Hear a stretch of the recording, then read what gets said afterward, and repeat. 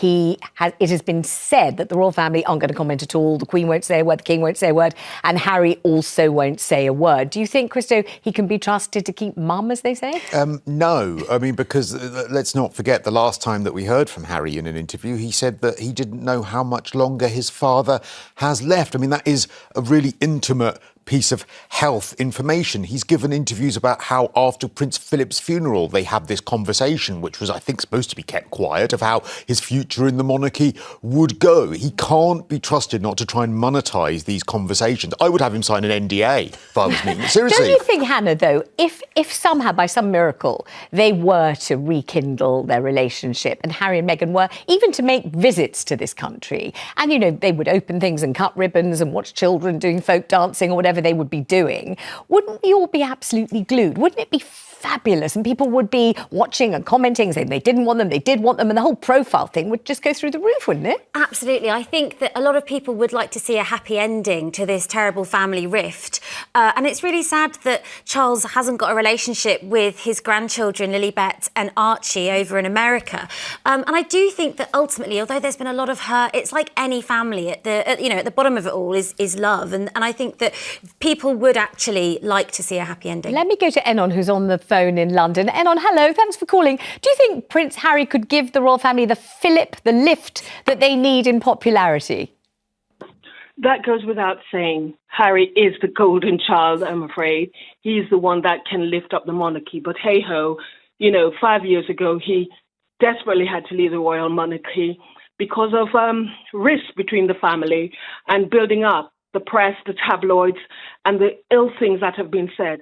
Harry must be able to defend himself, and that's what he did. Should he return? No. He has a life now. He has a career that is global. He's doing very good around the world. He has a wife and children. What must he do? Leave them? Well, no. Why can't they come with him? They're a family. The security issue, my dear. The security issue. He is still royal blood. He is still a son, and he should get that security. That's the least he could do. He gave his life to the military. He served his country, and that was rudely and disrespectfully taken from him. He should have his right to come and see his grandchildren, as one of your panel said. How do you think? I think Krista would like to ask you something. A plummet from 86% to just 51%. Support for abolition skyrocketing from 3% to 15%. These aren't just numbers from the National Centre for Social Research. This is a 5-alarm fire for the House of Windsor.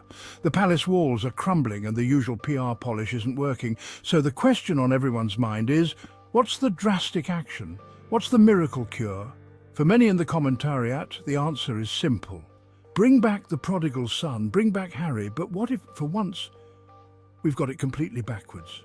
What if the truth, the eye-opening, uncomfortable truth, is that the monarchy needs Prince Harry infinitely more than he could ever need them? My sister Afua Hagan came through on this one, and let me tell you, she nailed it. Afua said exactly what many of us are thinking. We have 9 working royals at the moment. Only 2 of them are under the age of 50. So yeah, definitely, they would be an asset. They definitely would be great at, being out there, being amongst the people. But the point is, they never will come back. They chose not to be working royals. So we can't. The monarchy is struggling because it has become stale, rigid, and painfully out of touch. And yet Harry, even outside of it, continues to shine. Harry walks into a room and it lights up. He's relatable. He talks to people, not at them. Afua said it best. Harry has that spark the monarchy can't manufacture, and that's the truth. You can't PR spin authenticity. You can't choreograph soul. Harry's got it naturally. Afua deserves her flowers for standing 10 toes down for Harry yet again. She sees what we see, that the monarchy's best chance at survival is Harry, but Harry's best chance at living was leaving them behind. Amidst this crisis, one idea keeps surfacing. Bring back Prince Harry. Many see him as a bridge between tradition and modern values, a prince who broke the mould. His honesty and openness made him relatable, and his departure felt like a loss. But is bringing him back truly the answer, or just wishful thinking? Harry's appeal lies in his willingness to challenge the system. Would returning to the fold extinguish the very qualities people admire? Is it Harry himself, or the freedom and authenticity he represents that people want? Relying on one person to save an institution is risky. The problem may not be his absence, but the system itself. The solution must go deeper than one man. Now let's hear directly from the public, whose voices shape the ongoing conversation about the royals. I'm in my late 20s and I've grown up watching the royal family in the media. For me, it's about authenticity, about seeing someone's real self, not just a polished image. Harry's openness about his struggles made him relatable in a way that's rare for public figures, especially royals. We want real people, not perfect images. We want to see flaws, laughter, and even vulnerability. The rest of the family often feels staged, like characters in a play, always performing for the cameras. Harry's mistakes and the way he laughs at himself make him feel genuinely human and approachable. Eleanor's view is echoed by many callers, reflecting a generational shift in what people value. I've always supported the monarchy for its stability and tradition, but my grandchildren only talk about Harry and Meghan these days. Their story of choosing happiness over duty resonates with younger generations, who want to see people living authentically. The palace's image is so sterile and controlled, it sometimes feels disconnected from real life. Harry's life is a compelling story, full of conflict, love, and the search for freedom, which draws people in. The monarchy needs a story people can invest in, something that feels alive and relevant to their own experiences. James highlights the power of narrative and how it shapes public perception of the royals. The monarchy's carefully managed image often lacks the emotional connection people crave in today's world. Harry's story feels alive and spontaneous. The institutions, by contrast, can seem distant and unchanging. The public wants more than tradition. They want a story that feels real, relatable, and emotionally engaging. Authenticity, not just ceremony, is what truly captures people's hearts and imaginations. The monarchy must find a way to connect on a deeper, more personal level with the people it represents. The lesson is clear. People crave genuine connection, and that's what will keep the monarchy relevant in the years to come.